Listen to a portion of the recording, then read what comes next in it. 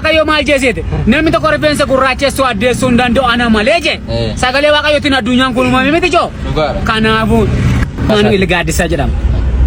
Amaanu'eel Gaaddisaa beektaa faarfataa? Amaanu'eel Gaaddisaa eessatti beekta?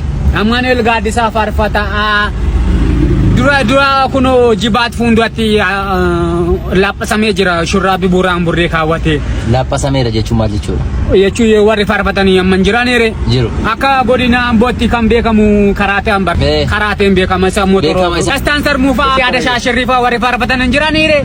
Kanaafi yennaa isaan beektee baadamma biyya istaanser muun laalleen an deemaeni gimbiitti naidhaan gimbii beektaa? Walla gammoonni immoo istaanser muu. Kanaaf raajoonni waaqayyo bar kan dibee kaasee mul'ata. Kennee addunyaa kana ija tokko kan laalan jiru achuu danda'u. Miti? Ati Amaanu'eel injeeni achi dubbise Amaanu'eel jechuunis waaqayyo wajjin jiraachuu. Nama gaarii irratti jalloon hin kaati beektaa?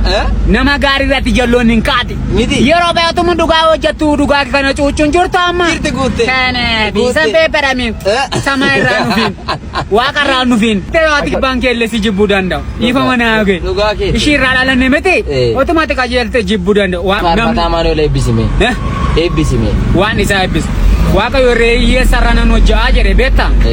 Inni qabeenya qabu qabeenya isaatiin boona. Ani immoo hiyyeessa taanaan hojjaa kan jiru nageenye sagalichi barrugaadha. Amma yeroo raawwatu muudii amma fakkeenyaaf birraa faarfatan tokko yeroo raawwatu guyyaa isaa eegaa raawwatu ati danda'e. Warqii kan jedhamu lafa keessa darbeetu meetii ayiranii irra darbee qoramee warqummaan isaa beekama. Otoon qoramii waan tokko adda baasuu dandeessaa amma? Dandeessu. Kanaaf edda qoramte Amaanu'eel waaqayyo isaa eebbisu. Rifeensi mataa isaa waaqayyo hin buqqisiin. Seexan immoo yeroo baay'ee si'a coocuu dandeessi. Waaqayyo irraan nuuf hin malee. Kanaaf foon yoo duute immoo hafuuraan jiraachuu dandeessi. Waaqayyo warri du'an illee dhaga'uu jedhan immoo warra Yesuus jiran amma beekama. Fooniin du'an gara hafuuraan immoo waaqayyo sagalee isaan dhaga'uu jedhan. Warri du'an dhaga'u sagalee isaa safuu jenna maqaa isaan jedhani. Kanaaf sin jechuun barbaade.